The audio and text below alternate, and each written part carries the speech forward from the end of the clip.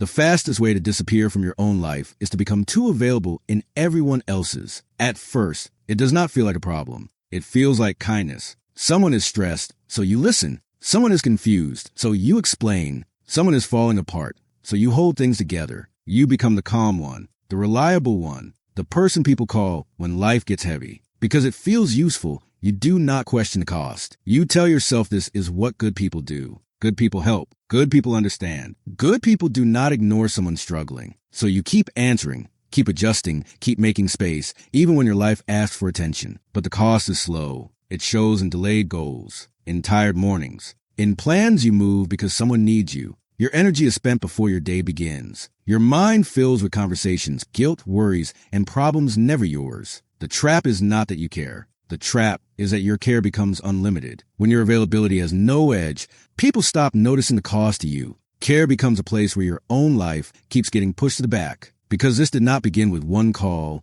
or one favor. It began with a rule you were taught before you noticed it was controlling you. The wrong rule book says your goodness is measured by how much you can handle for other people. So you learn to be useful early. You learn to read moods before words are spoken. You notice tension and start fixing it before anyone asks. You choose words carefully because you do not want to upset people. You become quick to help because disappointment feels dangerous. Over time, this starts to look like maturity. You answer messages when your mind is tired. You listen to the same problem for the 10th time. You say, it's okay when it is not okay. You move your plans because someone else is overwhelmed. And each time, people reward you with trust. But trust can become a quiet prison. People start seeing you as a strong one, not because you're never tired, but because you have trained yourself to hide the tiredness. So they bring their confusion, anger, loneliness, choices, and emotional mess. They leave lighter. You stay full. And you accept it because refusing feels selfish. That is how the rule book works. It does not force you. It makes you feel guilty for choosing yourself. And once guilt becomes the reason you keep saying yes,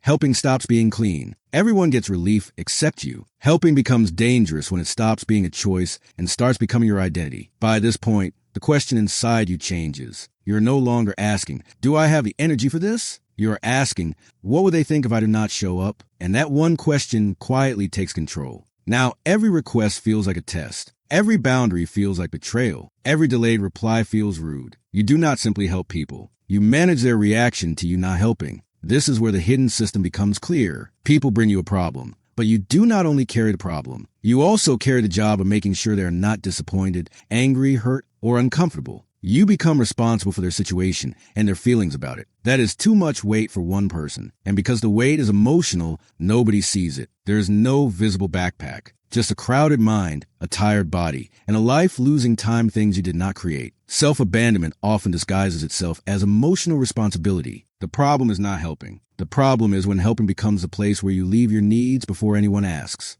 The cost does not appear all at once. It shows up quietly in the life you keep delaying while everyone else gets rescued. This is how the trap looks in real life. You finally sit down to work on something important, and a message appears that feels urgent. You were about to rest, but someone needs to talk. You wanted one quiet evening, but now you are giving advice, calming someone down, helping them decide, helping them understand, helping them feel less alone. And because none of it looks dramatic, you do not call a problem, but your life notices. Your project stays unfinished. Your sleep moves later. Your own plans become easier to cancel than someone else's crisis. Your mind keeps replaying conversations that were never yours to solve. You become emotionally tired before you even touch your own responsibilities. Then the painful part begins. You start resenting people you still care about. You feel irritated when they need you, then guilty for feeling irritated. You feel unseen, but still act like you're fine. You wonder why your life feels stuck, even though you are always doing something. The answer is uncomfortable. A life can look active while still being abandoned. You are busy, but not always with your own life. You are responsible, but not always for the right things. So the real question is not whether you should care. The real question is what care is allowed to cost you. The moment you stop carrying everyone's problems, you do not become selfish. You become accurate. You start seeing the difference between support and ownership. Support means you can listen, care, guide, and be present without becoming a container for someone else's whole life. Ownership means their stress becomes your stress. Their confusion becomes your assignment. Their crisis becomes your interruption. That difference changes everything. You can care without being consumed.